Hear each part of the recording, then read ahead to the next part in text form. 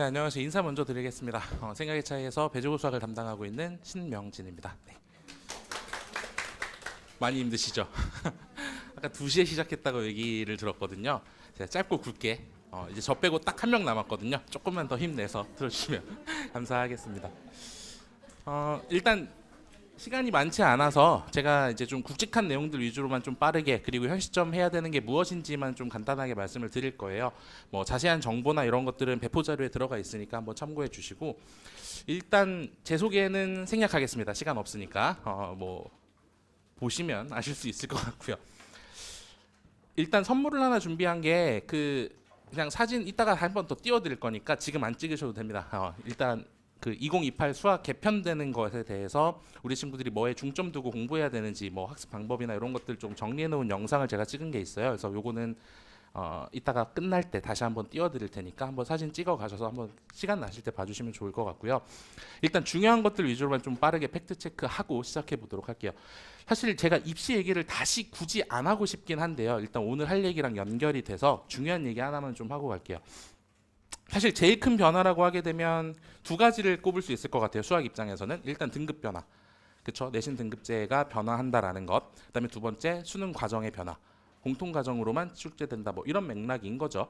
사실 근데 우리가 이제 예비 고1 입장에서 2학년 수학을 준비하려는 건 아니기 때문에 뭐 지금 뭐 미적 1이나 2나 뭐 이런 내용의 것들이 그닥 지금 중요하게 와닿지는 않으실 것 같아요. 현 시점 제일 중요한 얘기는 어떻게 보면 등급제 얘기인데요. 이 얘기는 조금만 하고 넘어갈게요. 간단하게 숫자로 좀 얘기를 해볼까요? 서울대 가려면 몇 퍼센트 안에 들어야 될 것 같으신가요? 서울대, 연대, 고대까지 한번 늘려보죠. 스카이를 가겠다. 참고로 현 시점 예비 고1 인원이 45만 명이 조금 안 된다고 합니다. 그리고 재수생 감안해도 아마 55만 명을 넘지는 않을 것 같아요. 우리 친구들이 대학을 가려는 입시일 때. 의대 정원이 늘어났으니까 5천 명쯤 될 거고요. 약대가 한 3천 명. 그 다음에 서울대, 연대, 고재 다 합치면 한 11,000명 정도 뽑거든요. 다 합치면 2만 명 조금 안 된다, 그쵸? 그러면 2만 명이니까 50만 명 잡고 2만 명이면 대충 4%. 등급상 1등급 받으면 일단 스카이는 갑니다. 그 다음에 이제 조금씩 떨어져 내려가겠죠. 근데 이제 웃긴 게 뭐냐면 현 시점에서는 우리가 학생부 종합전형이라는 제도가 있어요. 그래서 우리가 그걸로 대학을 많이들 가죠. 근데 이제 등급제가 바뀌면 현 시점은 4%, 7%, 11%, 그 다음 이제 뭐 20 몇 퍼센트 이렇게 내려가면서 1등급, 2등급, 3등급이 갈라지는데, 이게 지금 1등급을 10%까지 주겠다, 이렇게 얘기하는 게 골자잖아요. 이게 핵심입니다.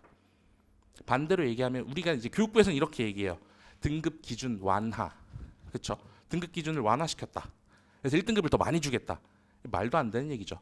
이건 어떻게 보면 배수진을 쳐라는 얘기랑 똑같습니다. 1등급을 받지 못하면 대학 가는 게 완전 힘들어진다는 말과도 똑같아요. 등급 석차를 기재하지 않는 건 알고 계시죠? 그 다음에 뭐 상대 100분위 점수도 공개하지 않습니다. 딱 성적표에 찍혀 있는 건 등급, 원점수, 이렇게 두 개밖에 안 써 있어요.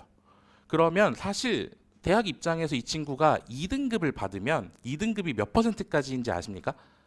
34%까지입니다. 지금 34%면 우리 지금 현재 등급 제도로는 약 3.5등급이라고 보시면 돼요. 그러니까 갭차가 너무 큰 거죠. 숫자는 2등급이라서 나쁘지 않은 것 같은데 현실적으로는 공부하는 친구들 중 중간인 겁니다. 쉽게 얘기해서 1등급부터 9등급, 5등급 이하인 친구들은 공부를 게을리하는 친구들이라고 봤을 때 1, 2, 3, 4, 5등급에 속하는 친구들 중 가운데보다 조금 밑에 있는 게 지금 3.5등급이에요. 현실적으로 3.5등급을 일반고에서 받았다 그러면 지방대학교에 있는 유명 학과도 못 갑니다. 국립대, 지방 못 갑니다. 예를 들어서 뭐가 있을까요? 뭐 전남대, 전북대, 여기서 가장 먼 곳 잡아보죠. 뭐 전남대, 전북대, 전기기계 못 갑니다. 현실이 그래요.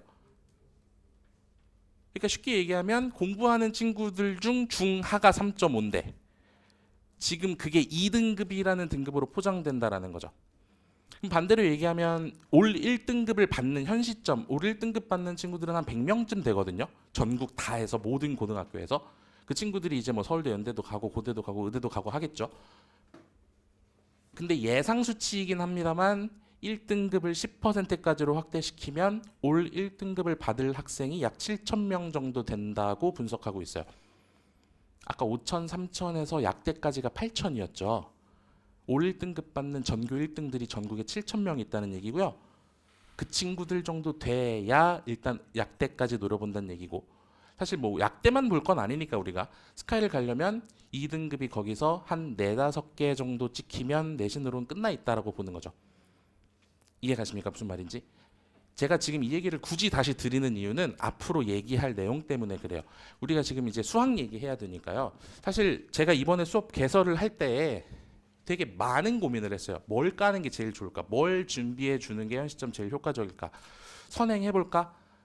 근데 사실 선행이 현 시점 의미가 없는 것 같습니다. 왜 의미가 없냐면 어차피 들어가서 1학년 딱 시험 봤을 때 올 1등급 못 찍으면 일단 서울대 날아가요. 왜냐면 1학년 1학기 때만 그러지 않을 거거든요. 첫 시험에서 올 1등급을 받지 못했다? 그럼 서울대 연대 고등 날아가는 거죠. 그 다음 시험에서 또 똑같았다? 그럼 그 다음 라인 날아가는 겁니다. 계속 그냥 이렇게 날아가는 거예요. 그래서 문제가 생긴다. 아, 그러면 우리 친구들에게 제일 필요한 건 확실한 승리를 담보할 수 있는 전략이 필요하겠다.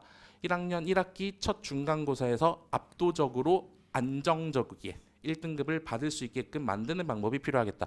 이런 고민의 끝에 이르는 겁니다. 그래서 제가 드리고 싶은 얘기는 사실 고등학교 수학이 뭐 어떻게 바뀌는지 저보다 어머님들이 더 잘 알고 계십니다. 특히나 옆에 선배들 얘기 또는 뭐 첫 아이일지다 하더라도 조금만 찾아보시면 많이 바뀌는구나 정도는 누구나 다 예상 가능해요.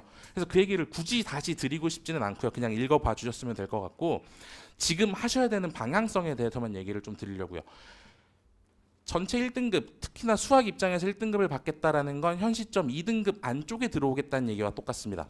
그리고 어디 학교를 가든, 물론 저는 이제 배제 전문 강사이기는 하지만 배제를 비롯한 나머지 모든 학교들을 보더라도 2등급 안쪽에 들어가는 친구들은 잘 합니다. 못하지 않아요. 대신 거기서 한 끗이 달라지는 건 깊이가 있어서 안정적으로 1, 2등급을 받아내느냐, 어쩌다 한번 2 찍냐 3 찍냐 이렇게 노는 이 차이거든요. 그러니까 깊이를 만들어야만 안정적 2등급이 가능하다. 현 시점 2등급, 앞으로 이제 1등급이 되겠죠. 안정적 1등급을 원한다면 반드시 깊이 있는 학습을 해야 한다. 그럼 그 깊이 있는 학습이란 뭐냐? 사실 중학교 학원들에서 나가는 선행은요, 깊이를 찾기 어렵습니다. 고민할 만한 시간을 주지 않아요. 사실 많이들 쓰는 교재들 자체도 난이도상 그렇게 어렵지 않은 교재로 진도를 나간다는 것에 이제 명분을 맞추고요. 실제로 그래서 시험을 보게 되면 많은 친구들이 점수상에서는 심각합니다. 이런 얘기 나오죠. 선행했는데 머릿속에 남아있는 게 없습니다. 이런 얘기들이 간간히 들려오는 이유들, 간간히는 아닐 겁니다. 아마도 종종 듣게 되는 이유가 아마 이제 그런 것 때문이죠. 그래서 이제 깊이 있는 학습을 통해서 수학적 사고력, 그다음에 고민하는 힘, 이게 제일 중요한 것 같아요. 고민하는 힘. 가르쳐 보면 중학교 때까지 어려운 문제를 많이 접해보지 않은 친구들은 고등학교 딱 문제 봤을 때 킬러 문제 딱 나오면 연필을 내려놓습니다. 이걸 버려도 내가 점수는 나오겠지. 이렇게 생각하는 거예요. 그걸 고쳐줘야 해요. 그다음에 두 번째, 선행에 너무 욕심내지 않으셔도 괜찮을 것 같습니다. 선행이 중요하지 않다 이런 얘기를 드리고 싶은 게 아니에요. 분명히 선행 또한 의미는 있을 겁니다. 대신 욕심내지 마시고, 아마 지금 어차피 중학교 학원들에서 선행을 개강해서 아마 진도를 나가고 있게 뭐 시작했거나 이제 곧 나갈 거예요. 그냥 그 정도 선행까지만 마무리하시는 걸로 만족하시는 걸 추천드립니다. 더 욕심내려다간 아무것도 잡지 못합니다. 그럼 뭐 하라는 얘기냐? 아마 대부분의 많은 친구들은 선행을 했었을 것 같고요. 아니면 지금 선행의 끝물 정도가 되겠죠. 공통수학 1, 2 요걸 여러 번 반복 학습하시는 겁니다. 뭘 만든다? 깊이를 만든다. 그래서 중학교에서 고등학교로 올라갔을 때 처음 보는 중간고사에서 반드시 성취를 이뤄서 학습 동기를 만든다. 이게 제가 보았을 때 현 시점 우리 예비고1 친구들이 가져야 하는 학습 전략입니다. 공통수학 1, 2가요. 사실 깊이로 따지면 굉장히 많은 내용을 다룰 수 있어요. 굉장히 깊거든요, 사실. 근데 이제 그 깊은 수준에서 어디까지가 시험에 나오고 실제로 시험에 어떻게 나오는지를 우리 아이들이 알아야 준비를 하죠. 기준을 잡죠. 아, 요 정도까지는 내가 해야 되는구나. 이런 생각을 할 수 있을 거잖아요. 그래서 제가 제시하는 수업은 다른 게 아닙니다. 주 1회짜리 수업입니다. 부담이 그렇게 크지 않으실 거예요. 주 1회짜리 수업이고요. 이제 공통수학에서 내신 빈출 총정리라는 테마로 학습을 진행을 할 건데요. 실제 학교 시험 문제들을 다룰 거고요. 우리 친구들이 입학해서 봐야 되는 기출 문제들을 다룰 거고요. 그 기출 문제 중에서 어떻게 고난도 문제가 출제되는지를 다룰 겁니다. 그래서 이제 그 문제들을 저랑 같이 풀어보고 해설도 듣고 왜 이렇게 생각해야 되는지도 확인해보고 이제 그런 시간을 가지는 게 제일 중요하다고 생각합니다. 어차피 하고 있던 선행을 멈추지 않아도 되는 수업이기 때문에 어떻게 보면 현 시점 가장 필요한 수업이다라고 생각하고 있는 거고요. 강좌의 특징은 제가 배포 자료에다가 자세하게 적어드렸어요. 같은 내용 반복이니까 그냥 한번 눈으로만 봐주시면 좋을 것 같아요. 개념반 이후에는 배제 준비반으로 그대로 이제 연계돼서 겨울방학 수업이 진행될 예정입니다. 이제 뭐 이것저것 관리 프로세스가 있는데요. 사실 뭐 다 똑같겠죠. 남들 하는 거 저도 다 하고요. 남들보다 조금 더 잘하는 건 아이들하고 소통을 조금 더 많이 잘한다. 그러니까 저랑 이제 수업을 하게 되면 친구들이 시험 보고 나면 저한테 전화 와가지고 우는 친구도 있고요. 남학생들입니다. 네, 저 어떡하죠 쌤 이러는 친구들도 있고 수능 끝나고도 제자들이 거의 뭐 이렇게 계속 찾아오고 있는 상황이에요. 그래서 그렇게 준비가 될 수 있는 이유는 제가 친구들을 보는 관점이 조금 다르기는 합니다. 제가 아직 결혼을 안 했어요. 예. 왜 안 믿기시나요? 아직 결혼을 안 했는데 결혼을 안 하다 보니까 우리 친구들이 다 동생 같기도 하고 예전엔 동생이란 말이 좀 이제 좀 이렇게 괜찮았는데 지금 동생이라고 하면 아이들이 싫어하더라고요. 조카로 표현을 바꾸겠습니다. 네, 조카 같기도 하고 그래서 사실 한 사람 한 사람이 저한테는 전부 다 예뻐 보이기 때문에 어떻게든 챙겨주고 싶은 마음이 좀 강합니다. 그래서 잔소리를 조금 많이 하게 되는 편이기는 한데 우리 아이들도 또 사람이잖아요.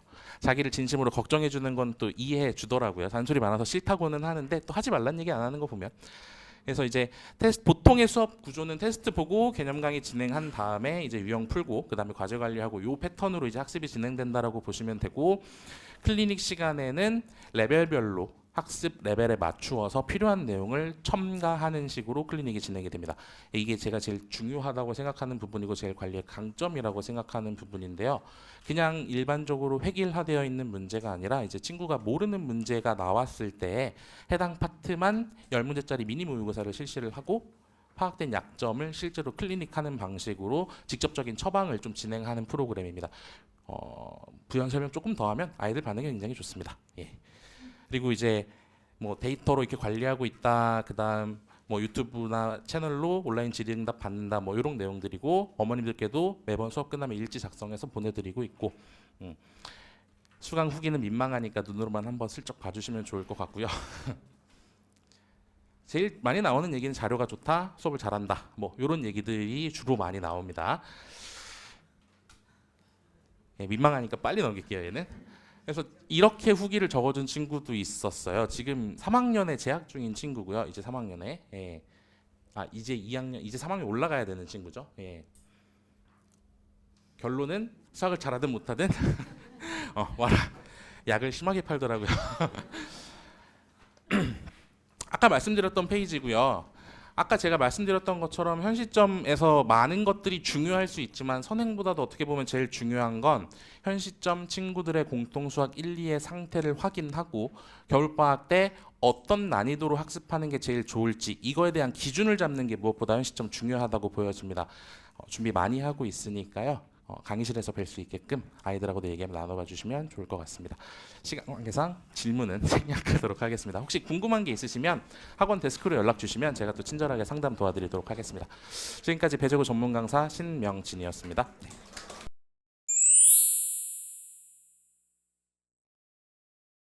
네, 안녕하세요. 생각의 차이에서 수학을 가르치고 있는 호연지기 방재현. 장태호 수학선생님입니다. 만나서 반갑습니다. 네, 우선 설명하기 앞서 저희에 대한 간략한 소개를 드리려고 하는데요. 이제 저희는 중학교 때부터 이제 같은 학원을 다녔고 그리고 네, 같은 학원에서 이제 공부를 했고 저희는 주로 공부를 했었던 게 사실 이제 과학고 입시에 좀 중점을 맞춰서 공부를 해서 뭐 요즘에 이제 KMO라든지 아니면 뭐 한국 물리 올림피아드라든지 화학 올림피아드라든지 이런 이제 과학고 입시 관련된 공부들을 좀 주로 많이 했었고요. 그리고 이제 고등학교는 이제 뭐 저는 광문고를 나왔고 이제 장태호 선생님은 한영고를 나와서 이제 서울대에 들어간 케이스입니다. 그리고 네, 그래서 이제 저희가 각자 학원 강사를 하다가 좀 같이 이제 여기에서 일해보자고 해가지고 뭐 후배들한테 강동구 후배들한테 뭐 저희가 같이 공부할 때 얻었던 노하우나 이런 것들을 좀 같이 공유하고자 이제 같이 수업을 하고 있고요. 일단 이제 여기저기서 좀 많이 들으셨겠지만 저희도 뭐 설명을 안 할 수는 없으니까 좀 간략하게 설명을 드리겠습니다. 이것도. 그러니까 보통 혹시 여기 첫째 아이신 분 혹시 손 좀 들어주실 수 있으실까요? 네. 그 항상 신기한 게 항상 되게 많으신 것 같아요. 첫째 아이신 분들이. 그 첫째 아이셔서 아직 그런 충격을 안 받으실 수도 있는데 네, 처음 고등학교 올라와서 수학 시험을 보든 뭐 다른 시험을 보든 이제 나오는 점수나 등수에 이제 충격을 받으시는 경우가 굉장히 많아요. 이제 나중에 좀 더 정확하게 아시겠지만 사실 점수는 그렇게 중요하지 않고 등수가 이제 중요한 건데 지금 이제 시각적으로 보시면 아시겠지만 만약 이제 9등급제에서 1등급에서 9등급까지 있는 9등급제에서는 지금 학업 성취도가 A인 학생들이 여기 4등급 초반대까지 이렇게 분포가 되어 있습니다. 그러니까 보통 고등학교 가서 나 4등급 나왔네? 라고 이제 충격을 받게 되는 경우가 애초에 원래 지금 현재 실력 상태가 4등급인 건데 이제 그냥 그대로 4등급이 나오는 경우가 덜어 있어요. 네, 그러니까 이게 놀랄 일이 아닌데, 그러니까 지금 중학교 때는 사실 요즘에는 뭐 경시대회나 올림피아드나 이런 거를 별로 하지 않는 분위기라서 이게 본인이 위치가 지금 어느 정도에 있는지를 이제 잘 모르는 경우가 많아요. 저희 때도 그거는 그랬어요. 저희 때도 과거 입시가 좀 과열이 됐을 때였는데도 이제 학교에 가면은 이제 똑같은 친구들이 너도 수학 100점, 나도 수학 100점, 우린 똑같지라고 이제 얘기를 하는데 이제 저는 솔직히 이제 속으로는 그렇지 않을 텐데라고 이제 고등학교를 가면 다를 텐데라고 이제 생각을 했었는데 뭐 당연히 달랐죠 많이. 근데 그게 요즘에도 좀 비슷하다고 생각을 하시면 되는데 예전보다도 이제 그게 좀 티가 잘 안 나요 중학교 때는. 그래서 지금 현 시점에서 학생들 입장에서 이제 제일 중요한 거는 뭐냐면 뭐 선행학습을 할 것인지 지금 이 시기에는 이제 기말고사가 끝나고 나서 선행학습을 할 건지 아니면은 기존에 했던 과목에 대한 뭐 심화학습을 할 건지를 이제 결정을 하고 방향 설정을 한 다음에 이제 학습을 시작을 해야 되는데 그걸 하기 전에 제일 중요한 게 이제 학생에 대한 진단이 제일 중요합니다. 그러니까 지금 학생이 어떤 상태로 학습이 되어 있는지부터 먼저 판단을 하고 그 다음에 이제 목표가 어떻게 되는지도 좀 생각을 해보고 실제로 수행을 할 수 있는지도 생각을 해봐야 돼요. 예를 들어서 지금 공통수학 1까지밖에 학습을 하지 않았는데 막 이제 나는 이제 공통수학 2도 공부를 해야 되고 뭐 대수도 공부를 해야 되고 미적분 1도 공부를 해야 돼. 그거를 이제 겨울방학까지 다 해야지 라고 세우는 거는 사실 되게 비현실적인 계획이거든요. 엄청. 그래서 이제 현실적인 목표를 세우고 그러니까 자신에 대한 진단을 먼저 제대로 하고 그 다음에 이제 목표를 현실적인 걸 세우고 그 다음에 이제 공부를 열심히 해도 좀 이제 될까 말까 하는 게 지금 고등학교 내신 현실이라서 일단 본인에 대한 진단을 받기 위해서 어디를 가시든 이제 진단 테스트를 받고 나면은 좀 학생의 지금 뭐 학습 습관이라든지 아니면 학습 상태라든지 그런 것들에 대한 질문을 좀 많이 해보시는 게 좋습니다. 어디 가서 상담을 받으시더라도. 그리고 지금 선행학습을 하는 게 중요한지 심화학습을 하는 게 중요한지에 대해서도 사실 말씀드리기가 너무 애매한 게 학생들 상태에 따라서 다 너무 다르고 그리고 성격에 따라서도 이제 다 다르기 때문에 저희는 사실 저희가 이제 개강하게 될 강좌 같은 경우는 보통 좀 많은 수의 학생들이 그래도 해당될 수 있는 수업을 이제 하는 것 뿐이고 왜냐면 대부분의 학생들이 사실 지금 공통수학 1을 해보거나 안 해보거나 이런 경우가 많잖아요. 이제 그래서 그거에 맞춰서 조금 강좌를 열었을 뿐이고 이제 사실 본인들에게 맞는 이제 학습 루트나 학습 목표 같은 것들은 다 이제 상담을 받아보셔야지 정확하게 알 수 있다고 이제 말씀드릴 수 있습니다. 그리고 이제 선행학습이랑 그 심화학습에 대해서 좀 말씀을 드리면은 선행학습 같은 경우는 어머님들 그 센수학 아시죠? 유형별로 문제집 나와 있는 거. 그 정도의 문제집을 그냥 문제 푸는 패턴만 달달달 외워가지고 하는 게 이제 선행학습이라고 생각을 하시면 되거든요. 물론 선행학습을 할 때 그렇게 하면 안 되지만 대부분의 학생들은 선행학습을 그렇게라도 해야지 이제 학습이 가능한 경우가 대부분이에요. 거의 숫자를 말하기는 조금 조심스럽긴 한데 제가 볼 때는 10명 중에 8명은 그런 식으로 학습을 해야 돼요. 처음에는. 완벽하게 처음부터 이제 개념을 이해를 하고 문제를 이제 문제 푸는 패턴을 익히지 않고 그냥 문제를 자연스럽게 풀 수 있는 사람들은 뭐 100명 중에 한 3, 4명 정도 되는 것 같고요. 나머지 학생들은 대부분 첫 선행을 할 때 이제 그냥 패턴을 외워가지고 푸는 식으로 이제 문제를 풀게 되는데 그것들을 이제 좀 고치는 그러니까 습관 교정을 할 필요가 있습니다. 지금 고등부에 올라가기 전부터. 이제 그래서 저희가 계속 이제 지금 개념반 때도 그렇고 겨울방학 때도 이제 학생들한테 제일 많이 강조하는 부분이 그런 부분들이고, 그러니까 뭐 이런 문장이 나왔을 때 이런 조건이 나왔을 때 이렇게 하는 거야라는 이런 패턴화를 이제 하지 말라고 많이 얘기를 하거든요. 이제 그런 것들을 그래도 어느 정도는 허용을 하면서 컨트롤을 좀 해줄 줄 알아야 돼요, 선생님들께서. 네, 그래서 선행학습이랑 그리고 여기 이제 심화학습. 심화학습은 이제 여러 단원에 걸쳐 있는 개념들을 이제 한 군데다 다 모아놓고 이제 내는 문제들을 학습을 한다고 생각하시면 되고, 이 둘을 좀 적절히 섞어서 학습을 해야 되는 게 맞다고 생각을 합니다. 그리고 이것 또한 이제 비율이 학생들마다 다 달라요, 엄청. 그래서 이제 기본적으로 학원에서 진행되는 수업을 하면서 이제 클리닉 같은 것도 개별적으로 진행하는 게 많이 중요하고, 사실 그런 개별적인 저희 수업 시스템에 대한 자세한 이야기는 뭐 이따가 장태호 선생님이 설명을 하고, 그리고 그걸로도 이제 부족해서 이제 좀 데스크에 문의를 주시면은 저희가 좀 직접 전화 드려서 상담 드릴 수 있도록 하겠습니다. 그래서 지금부터 장태호 선생님이 이어서 설명하겠습니다.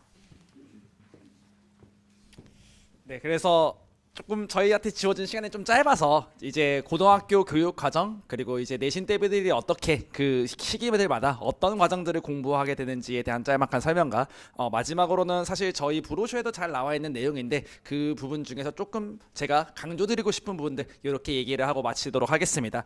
일단은 지금 이제 이번에 교육 과정이 바뀌게 되면서 뭐 수학 상하에 해당하는 부분들이 공통수학 1, 2로 바뀌게 되었는데 행렬이라는 단원이 다시 한번 이제 생기게 되는 것과 그 다음에 단원들마다의 조금 뭐 이제 순서의 차이 말고는 사실 지금 배우게 되는 내용에 크게 큰 차이는 없고, 그 다음에 이제 뭐 대수라든가 미적분 1, 미적분 2는 지금 현행 과정에서는 뭐 수학 1, 2, 그 다음 미적분, 심화 미적분에 해당하는 내용들과 똑같은데 이름만 바뀐 것 뿐이다 라고 생각을 해주시면 될 것 같습니다. 그래서 1학년 때는 공통수학 1, 2, 그 다음에 이 공통수학 1, 2가 당연히 잘 돼야 이제 2학년 때 대수, 미적분 1 될 수 있고, 그 다음에 더 나아가서 고등학교 3학년 때는 이제 학교들마다의 조금 차이, 그 다음에 이제 결국에는 정시로 넘어가게 되었을 때 이제 수능에서는 미적분과 확통과 기하 3개 중에서 이렇게 선택을 하게 될 건데, 어쨌든 이 3가지의 과정들 또한 이제 각각의 전 과정들 각 학년별로 과정들이 잘 진행이 되어 있지 않으면은 이제 다음 과정들이 어렵다라고 봐주시면 되고요.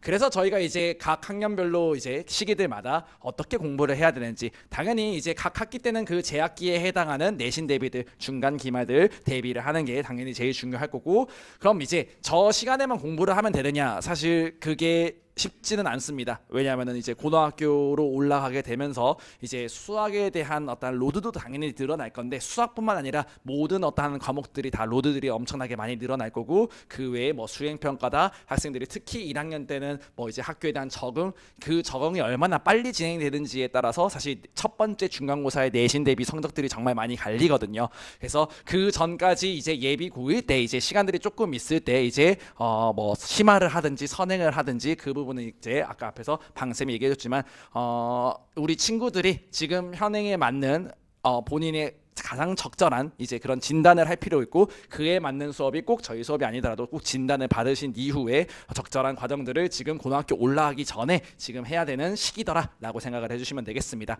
그다음 저희는 이제 뭐 고등학교 때는 이제 각 이제 학기 이전에, 예를 들면 고등학교 2학년 1학기 때는 뭐 지금 현행 과정에서는 수원 대수 과정에 해당하는 그것들에 대한 선행학습이 이제 당연히 그 바로 전 방학 때 이루어지게 된다라고 생각해 주시면 되고, 각 학기별로 그 전의 과정들에 대한 이제 선행과 더 나아가서 이제 조금 더 특강들로서 1학년 때 2학년 거 또는 2학년 때 3학년 거 이런 형태로 우리가 이제 수업이 열리게 된다라고 생각을 해주시면 될 것 같습니다.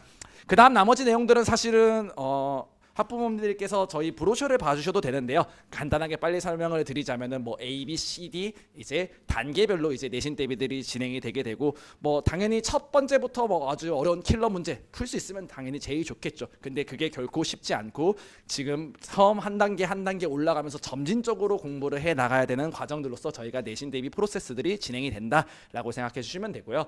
그다음 뭐 여기에 해당하는 내용들도 사실은 내신 대비에 해당하는 강좌들의 특징들이라서 한번 읽어봐 주시면 좋을 것 같습니다.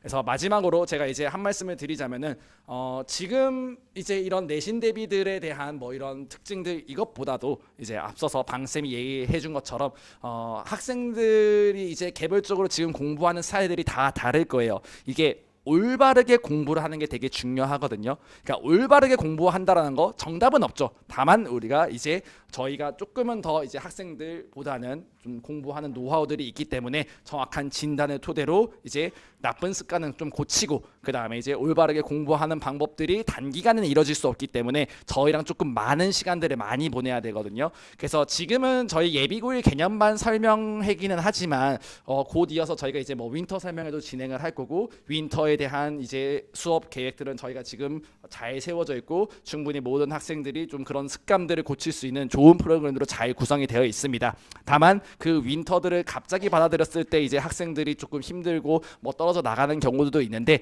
그 이전에 이제 저희 개념반 수업을 들으면서 아 이렇게 공부하는 게 고등학교 수학을 배우는 공부 방법이구나라는 것들을 저희랑 이제 같이 이렇게 호흡을 맞춰 나가면서 만날 수 있는 기회가 있을 수 있으면 좋을 것 같습니다.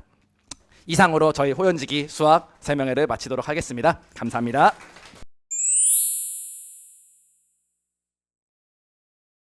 안녕하세요. 네, 저는 생각의 차이 학원에서 배재고 준비하고 있는 반을 수업하고 있는 강사 정훈이라고 합니다. 일단 제가 마지막 순서니까 네, 그냥 기분 좋은 마음으로 즐기면서 들어주셨으면 좋겠습니다. 일단 제 소개를 먼저 해드리면 제 이름은 정훈이라고 하고 있고요. 그래서 제가 강동 생각의 차이에서 수업을 진행을 하고 있고 현재는 이제 대치 미래탐구 학원에서 고등학교 1학년 2학년 수업을 진행을 하고 있습니다. 그리고 이전에서 이제 대치 다원교육에서 하이퍼반 최상위반 수업을 진행을 했던 강사라고 생각을 해주시면 될 것 같습니다. 일단 이제 제가 다른 분들이랑 차별점이 되고 있는 반이 저 같은 경우는 이제 배재고 준비반을 이제 기획을 하고 있습니다. 네, 그렇기 때문에 이제 배재고를 준비를 하고 계시거나 아니 배재고를 생각을 하고 계시는 분들이 좀 이제 잘 들어주시면 될 것 같고요. 그래 이제 배재고를 준비를 하지는 않더라도 이제 배재고뿐만 아니라 다른 강동구에 있는 학교들도 이제 경향이 거의 비슷하게 굴러가고 있다 보니까 잘 들어주시면 될 것 같습니다. 일단 첫 번째로 이제 배재고 내신의 특징에 대해서 제가 먼저 말씀을 드리게 될 건데 처음으로 일단은 이제 모의고사 최신 5개년이 이제 부교재로 지정이 되고 있습니다. 이제 원래는 이제 내신고쟁이가 원래 부교재로 지정이 됐었는데 최근 2년, 최근 3년 동안에는 모의고사 5개년이 추가적으로 들어간다라고 생각을 해주시면 될 것 같아요.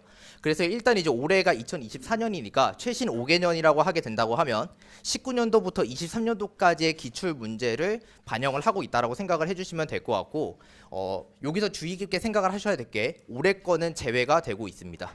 그래서 제가 이제 올해 같은 경우에도 항상 이제 내신 대비를 진행을 하게 될 때 올해 모의고사도 반영이 되지 않을까 라는 생각을 하고 있는데 학교에서 아예 2024년은 제외라고 말씀을 해주셨습니다. 네, 그렇기 때문에 2024년은 제외가 된다라는 점을 알고 계시면 될 것 같고요. 혹시라도 만약에 2024년이 반영이 되면 학교에서도 반영이 된다라고 말씀을 해주실 겁니다. 네, 그렇게 생각을 해주시면 될 것 같고요. 그래서 이제 두 번째로는 계산이 많고 복잡한 문제들이 등장을 하기 시작했습니다. 일단 원래 배재고 시험의 특징이 뭐였냐면 모의고사 반영률이 굉장히 높았습니다. 네, 근데 이제 그래서 모의고사 킬러 문제들이 다수 출제가 됐었다가 요즘에는 이제 선생님들이 애들이 모의고사 문제를 외우고 들어오니까 모의고사 문제를 안 내는 건 아닌데 문제 수를 늘리고 각 문제에 들어가고 있는 계산의 양을 늘림으로써 시간이 부족하게 만들어요. 네, 그렇기 때문에 그런 경향을 가지고 있다라고 생각을 해주시면 됩니다. 그래서 이제 1학기 중간고사랑 2학기 중간고사 일주일 전에 치러진 게 2학기 중간고사입니다. 이 두 가지 시험 같은 경우에는 모의고사 변형이 다수가 출제가 됐었는데 1학기 기말고사 같은 경우에는 모의고사 출제가 안 된 건 아니지만 비중이 줄어든 대신에 계산이 굉장히 많아졌습니다. 네, 그렇기 때문에 선생님들이 만약에 변별력을 가지고 있는 시험을 만들기 위해서 단순히 킬러 문제를 많이 만드는 것 이외에 또 다른 방법으로 계산이 많은 문제를 출제를 해오고 있다. 네, 이렇게 생각을 해주시면 될 것 같습니다. 그래서 제가 이제 예시를 좀 가져와 봤는데 이제 제가 일주일 전에 치러진 배제고 시험지를 가져왔습니다. 일단 이제 추가적으로 알고 계셔야 될 게 객관식 16문제, 단답형 5문제가 출제가 된 겁니다. 네, 이제 그래서 단답형 5번 문제 마지막 문제가 이렇게 나타나져 있는데 이 문제 같은 경우에는 2019년도 모의고사 기출문제라고 생각을 하시면 됩니다. 그러니까 전체적인 시험지의 포맷은 똑같은데 단순히 서로 다른 세 점에서 만난다라고 하고 있는 거를 이 문제에서는 실근의 집합의 원소의 개수가 3개다. 이런 식으로 문제 표현을 바꾼 다음에 출제를 하는 경우가 있었고요. 두 번째로는 객관식 15번 문제입니다. 뒤에서 두 번째 문제라고 생각을 하시면 되는데 마찬가지로 집합의 원소의 개수가 3개다. 얘는 A와 B의 A가 B의 부분 집합이다. 이런 식으로 문제 표현을 바꿔가지고 출제가 되는 경향이 있습니다. 그리고 마지막으로 객관식 14번인데 이거는 단순하게 숫자를 변형을 한 겁니다. 네, 이런 식으로 1학기 중간고사와 2학기 중간고사에서는 모의고사의 출제 비율이 굉장히 높았습니다. 네, 그래서 결론적으로 이야기를 해드리면 일주일 전에 치러진 2학기 중간고사 기준으로 객관식 16번은 모의고사 반영이긴 한데 변형이 너무 많이 돼서 애들이 체감을 못해요. 그걸 제외하고 객관식 13번, 14번, 15번이 전부 다 모의고사 기출 변형이었고요. 그 다음에 단답형 같은 경우에도 단답형 3번이 명제의 참거짓을 논하는 문제였어요. 그 문제를 제외하고 단답형 2번, 4번, 5번이 전부 다 모의고사 기출 변형이었습니다. 그러니까 사실상 변별력 있는 문항은 전부 다 모의고사 출제 범위라고 생각을 해주시면 됩니다. 이렇게 되면 등급컷이 어떻게 나올까요? 아직까지 등급컷이 확정적으로 나오는 건 아니에요. 근데 제가 감히 예측을 하는데 아마 1등급 커트라인은 100점 아니면 96점일 겁니다. 실제로 한 반에 100점에 3명이라는 반도 있어요. 네. 근데 아까 어머님들이 보시면 아시겠지만 모의고사 19번이 제일 쉬운 거였고요. 21번 객관식 마지막 문제죠. 모의고사 30번 킬러 문제예요. 이렇게 되는데 1등급 컷이 거의 100점에 수렴합니다. 네, 그렇게 진행이 되고 있다라고 생각을 해주시면 돼요. 그리고 이제 다음 특징은 세 번째로 일단은 단답형만 출제가 됩니다. 서술형 출제 안 됩니다. 작년과 올해 연속적으로 단답형만 출제가 되고 있기 때문에 교과외 과정을 써도 상관이 없습니다. 그래서 제가 이제 선생님들이 이 문제를 내는 출제 의도가 무엇일까를 제가 고민을 해본 적이 있거든요. 그냥 대놓고 교과외 과정 쓰라는 거예요. 네, 그렇기 때문에 다른 학교와 배제고의 특징적인 차이가 뭐냐면 서술형 답지랑 애들이 실제로 풀어야 되는 답지 풀이가 똑같아요. 다른 학교는 서술형이 출제가 되니까 교과외 과정 쓰면 안 되잖아요. 그렇기 때문에 서술형용 답지가 따로 있어요. 근데 배제고는 그런 게 없다라고 생각을 하시면 돼요. 네, 그냥 아이들이 수학 잘하는 애들이 잘 푸는 문제 이렇게 생각을 하시면 되고요. 네 번째로는 매우 높습니다. 등급컷이. 제가 방금 말씀드린 거는 2학기 중간고사인데 제가 예시로 든 게 1학기 중간고사예요. 이게 커트라인이 확정적으로 주어져 있으니까 100점만 15명이었고요.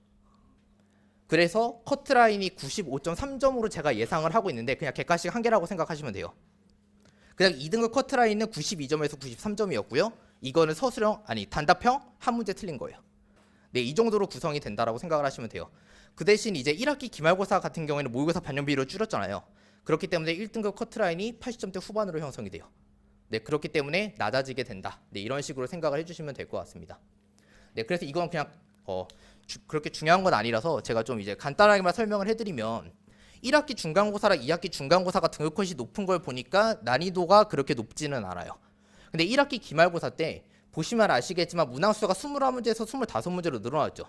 문항수가 늘어나고 계산이 많아지니까 어려운 문제 양도 증가가 되는 거고 그래서 커트라인이 낮아지게 된 거라고 생각을 하시면 돼요.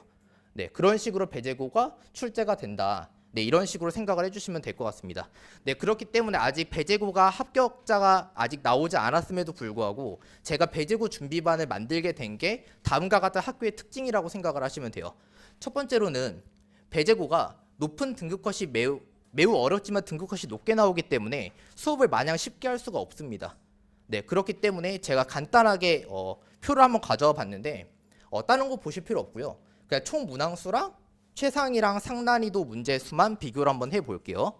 일단 배제고 같은 경우에는 이제 23문항 중에서 상난이도 이상으로 분포가 되어져 있는 게 7문제 정도가 되고 있고 한용고는 4문제, 관문고는 한 문제, 명일여고는 두 문제로 채택이 됐습니다. 네, 이 문제 같은 경우에는 저랑 제 조교진들이 전부 다 문제를 풀어보고 난이도를 분류를 해놓은 거예요. 똑같은 기준으로 문제를 분류를 했기 때문에 이 정도가 된다라고 생각을 하시면 됩니다. 네, 그렇기 때문에 사실은 이제 학원에서는 어떻게 이야기를 하냐면 원래 거랑 반대로 얘기해요. 이게 무슨 말이냐면 1월 달에는 아이들을 모을 때 학원에서 이렇게 광고를 해요. 지금 늦었다. 지금 늦었으니까 지금이라도 학원 다녀야 된다. 안 그러면 진짜 망한다. 이렇게 얘기를 하고요. 3월 달 되면 갑자기 괜찮대요. 지금부터 해도 된대요. 근데 이거 정확히 반대로 가시면 된다고 생각하시면 돼요. 1월 달에는 그때부터 시작해도 늦지는 않아요. 근데 3월 달부터 시작하면 진짜 죄송하지만 늦어요. 그래서 이제 제가 3월 달 동안에는 제가 이런 말을 하거든요. 좀 되게 무서운 말이긴 한데 제가 애들이나 어머님들한테 이런 말을 합니다. 마른 오징어도 짜면 물이 나온다. 만약에 아이들의 실력이 3에서 5등급이잖아요. 그러니까 제 목표는 3이에요. 애들이 가지고 있는 능력 안에서 쥐어짭니다. 문제를 외우게 하고요. 그걸 반복해서 하고 만약에 못하면 강제로 외우게 합니다. 어떤 경우는 제가 이렇게 문제가 나오면 답이 이거니까 그냥 외우라고 해요. 답을. 극단적으로 가면 그렇게 됩니다. 근데 이제 지금 같은 경우에는 1월 달도 아니고 그 전이 11월이잖아요. 지금 같은 경우에는 쥐어짤 필요는 없습니다. 그래서 이제 지금 같은 경우에는 아이들의 원래 실력 자체를 높이는 거에 대해서 집중을 해야 되는 거기 때문에 수학 실력 자체를 높이는 반이라고 생각을 하시면 되고, 다른 학교보다 배제고의 시험 난이도가 워낙 어렵다 보니까 지금부터 수학 실력을 높이는 방향으로 수업이 진행이 된다라고 생각을 하시면 될 것 같습니다. 두 번째로는 학교들마다 다른 부교재인데, 한영이 시험 직전 알이고 광문이 올림포스고 명일여고는 학교 프린트거든요. 근데 이런 학교들마다의 특징이 있는데 배제고 같은 경우에는 부교재 없이 그냥 모의고사입니다. 그렇기 때문에 상대적으로 모의고사의 반영 비율이 얼마나 나올지는 모르겠지만 나올 확률이 높은 거는 모의고사 문제이기 때문에 지금부터 모의고사 문제에 대해서 훈련을 많이 해놓는 것이 다른 때 학기 중에 들어서게 된다라고 했을 때 좀 더 유리한 선택지가 아닌가라는 생각이 듭니다. 그리고 세 번째로는 서답형이 없기 때문에 실전 개념과 스킬이 매우 중요합니다. 그래서 이제 교과외 과정을 그냥 가감 없이 써야 됩니다. 그렇기 때문에 다른 학교보다 이제 조금 더 이제 어려운 문제들을 많이 풀어내야 되고 스킬적인 부분이 굉장히 많이 중요하고요. 그다음에 계산이 많기 때문에 최신 트렌드에 맞춰져서 계산이 많은 시험지를 하는 것이 굉장히 중요합니다. 그래서 이런 이유로 제가 배제고 준비반을 진행을 하고 있는데 제가 보교적으로 좀 설명을 좀 드릴게요. 일단 이제 제가 두 가지를 하고 있는데 심화반과 정규반입니다. 심화반은 미적분 원 실력으로 진행이 되고 있고 정규반 같은 경우에는 공통수학 2 기본 실력으로 진행이 된다라고 생각을 해주시면 됩니다. 그래서 이제 선행의 차이로 인해서 반이 갈라지게 된다라고 생각을 하시면 되고 선행에 맞는 거대로 반을 선택을 해주시면 될 것 같습니다. 그래서 이제 심화반부터 좀 얘기를 해드리면 정원이 7명 이내입니다. 입반 테스트 성적 기준으로 1등부터 7등까지를 이렇게 가려내게 된다라고 생각을 해주시면 되고, 만약에 입반 테스트 일정 기준을 못 넘어가게 된다라고 하면 7명이 다 채워지지 않은 채 시작이 될 수도 있습니다. 입반 테스트 구성 같은 경우에는 브로셔를 보시게 되면 상세하게 적혀져 있으니까 이 부분은 생략을 하도록 하겠습니다. 그 수업 자료 같은 경우에는 아무래도 실력 정도의 난이도이기 때문에 교육청 평가 후 수능 사전 문항을 기준으로 수업을 진행을 하게 될 거고요. 그렇기 때문에 난이도는 블랙라벨 내신 고쟁이 3스텝으로 문제가 어렵습니다.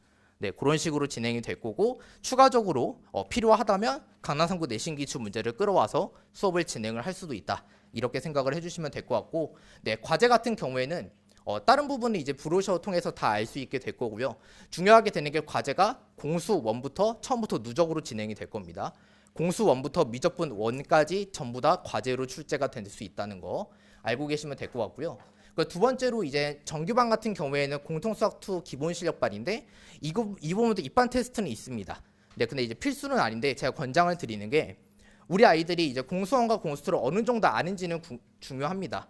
그렇기 때문에 학생들의 실력 진단을 위해서 필수는 아니지만 그래도 권장은 드린다. 이렇게 생각을 해주시면 될 것 같고요. 수업 자료는 너무 어려운 문제를 제외하고 쌤처럼 필수 유형을 다루는 문제라고 생각을 하시면 됩니다. 그래서 이제 난이도는 올림포스에서 올림포스 유형편 정도 수준이라고 생각을 해주시면 될 것 같고요. 네, 이제 과제도 공수 1부터 공수 2까지 똑같이 진행이 될 겁니다. 네, 그래서 이제 그 클리닉 같은 경우에는 이제 중요한 게 이제 브로셔에 다 담겨져 있기 때문에 시간은 보시면 될 것 같고 이제 여기서 중요하게 되는 게 공통 수학 원 배제구 실전 모의고사 1회분을 클리닉 때 풀게 됩니다. 네, 그렇기 때문에 이 세 타임 중에서 최소 한 타임은 좀 필수적으로 들어와야 된다는 거, 네, 이거를 좀 생각을 해주시면 될 것 같고요. 오답 관리 같은 경우에도 이제 3단계로 진행이 되고 있습니다. 네, 그래서 이제 오답이 굉장히 중요하기 때문에 매 차시 오답 노트 제공되고, 그러니까 매달 제공이 되고 수업이 종강을 하게 될 때 최다 오답까지 네, 이제 배부가 될 수 있다라는 점을 알려드립니다. 네, 그래서 이제 테스트 같은 부분도 네, 이런 식으로 진행이 될 거고, 네, 커리큘럼은 지금 제가 말씀드리기에는 너무 얘기가 좀 길어지기 때문에 제가 이제 배제고 간담회 때 좀 말씀을 드리는 걸로 하겠고요. 이것으로 제가 제 수업 그 설명회를 좀 마치도록 할 건데, 제가 이제 마지막 순서기 때문에 제가 좀 서두르게 설명을 좀 한 것 같아요. 네, 그래서 이제 제가 설명이 이거 종료되면 제가 밖에서 서 있을 거거든요. 혹시라도 만약에 궁금하신 사항이나 아니면 이제 다른 학교를 지망을 하게 된다고 하더라도 네, 저한테 질문하실 거 있으시면 충분하게 제가 답변을 드릴 테니까 네, 저한테 언제든지 질문해 주시면 될 것 같습니다. 네, 그래서 이제 정확한 거는 배제고 간담회 때 말씀드리는 걸로 하고, 네, 지금까지 설명회를 들어주셔서 너무 감사드립니다.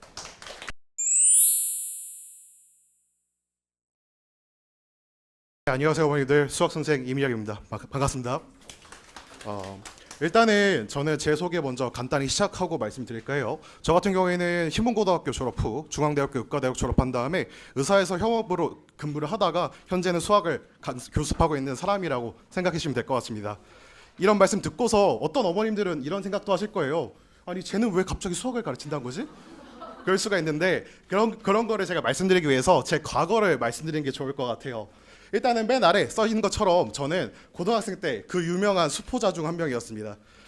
중학교 때까지는 내신 성적이 나름 상위권을 잘 유지했어요. 성실하게 노력하면서 내신 성적이 잘 나왔다가 고등학교 1학년 1학기 내신을 딱 치고 나니까 정말 성적이 공두박질을 치더라고요.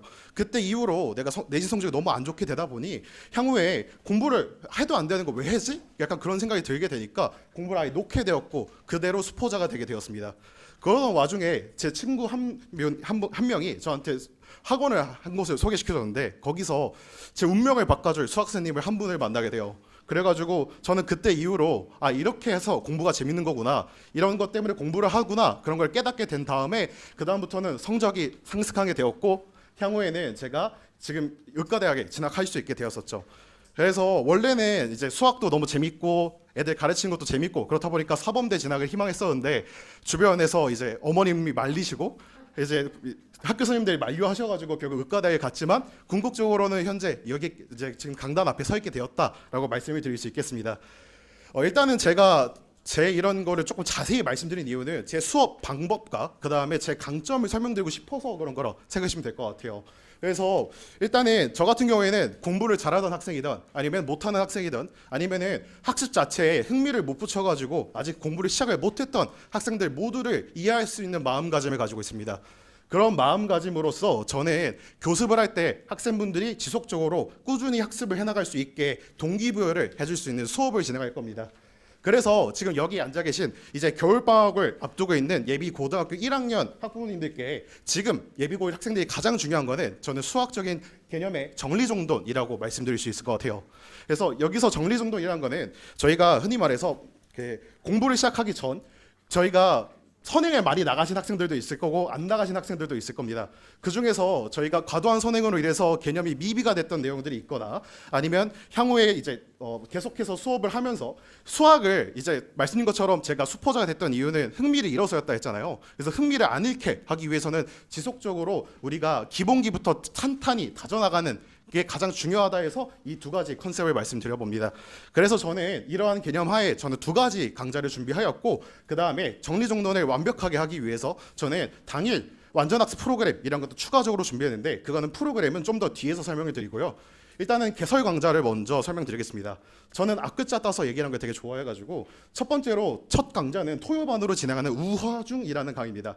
우리는 활짝 꽃필 중학생이니까 줄임말이기도 하고 우화, 즉 애벌레가 날개를 달아가지고 이제 나비가 되는 가족을 우화라고 하죠. 그래서 그런 거에서 차용한 말들이고 이 강의는 최종적인 목적은 중등 수학을 총 정리하는 겁니다. 향후에 저희가 이제 중등 수학을 총 정리해서 고등학교 내신에 대비를 할 수 있게 저희가 중학교 수학을 마지막으로 정리하는 수업이다라고 생각이 될 것 같고 그 다음에 두 번째 수업은 1호반으로 진행하는 수포크라테스 선서라는 수업입니다. 아마도 의과대학 학생들이 이제 임상실습을 나가기 전에 히포크라테스 선서라는 거를 해요. 그래서 이제 그거랑 수포자를 합친 단어라고 생각하시면 되는데 그 말은즉슨 제 학생들이 앞으로 고등학교 수학 과정을 배우게 되면서 향후에 수포자가 되지 아니하도록 노력을 해주겠다라는 수업이라 생각하시면 되고요. 이거 같은 경우에는 공통 수학 1을 총 다짐으로써 저희가 향후 내신을 안정적으로 준비할 수 있게 하겠다라고 생각하시면 좋을 것 같습니다.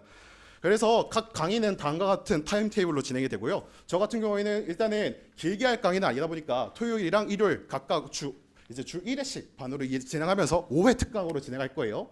그래서 이제 우화중 강의 먼저 보시면은 중학교 기하, 그 다음에 대수, 통계 파트를 다룰 겁니다. 그 중에서 중등 기하를 좀 더 중점적으로 다룰 거예요.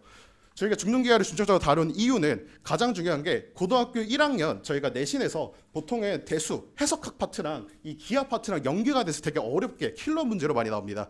그래서 그 기본 개념을 저희가 다시 잡자라고 해서 기하를 중점적으로 다룰 거고 그 다음에 수포크라테스 선서를 보시면은 공통수학 1 내용을 주로 다룰 건데 여기서도 마찬가지로 보통은 고1 처음 들어가면서 저희가 배우게 되는 해석학, 대수학의 기초가 되는 저희가 그 다항식과 방부등식 내용을 주로 다루고 마지막으로 저희가 조금 이제 행렬, 저희가 이제 개정교육 과정이 되게 되면서 행렬이라는 단어가 다시 들어오게 됐는데 원래는 행렬이 되게 쉽게 들어오는 걸로 예정이 됐는데 강동구 학교들의 수준 자체가 좀 많이 높기 때문에 그런 내신을 조금 대비하려면 조금 어려운 것도 개념이 좀 들어가야 될 것 같아가지고 저는 행렬을 조금 더 여기서 어렵게 다룰 거다라고 생각하시면 좋을 것 같고요.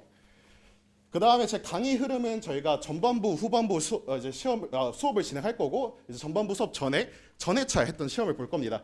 그 다음에 점심시간을 약 30분 정도 가진 다음에 제가 말씀드린 당일 완전학습 프로그램을 진행하시게 된다라고 생각하시면 될 것 같아요. 그래서 당일 완전학습 프로그램이 뭐냐? 이거는 저희는 당일 복습을 통해서 완벽하게 개념기를 체화하는 게 목적이라고 생각하시면 됩니다. 그래서 이것도 앞글자 따는 거 좋아한다 했죠? 제가 세 가지 단계로 진행이 되게 됩니다. 첫 번째 단계는 개복치예요. 개념 복습 치사량 시험의 줄임말이거든요. 그러니까 오늘 배웠던 내용을 오늘 시험에 볼 겁니다. 그래서 얼마나 수업에서 오늘 배웠던 내용을 잘 이해했는지 제가 평가를 할 거고 거기서 미비된 개념들 있죠. 미비된 개념들을 두 번째 단계인 매스매티컬 클리닉을 통해 가지고 저희가 문제 풀이를 진행하게 되면서 복습을 하게 될 거고요. 마지막에 너 풀보 이제 세 번째 단계인 건데 너의 풀이를 보여줘. 즉 저는 그러니까 저는 중요한 게 학생분들 서술형이 저 내신에서도 제가 중요하다고 생각하는 게 서술형에서 많이 미끄러진 학생들도 많아요. 그래서 서술형 대비를 미리 하고 제가 향후에 이제 그 2단계에서 완벽하게 이해를 풀이를 저처럼 다 따라서 했는지를 확인할 수 있게 수업을 진행하겠다라고 생각하시면 됩니다.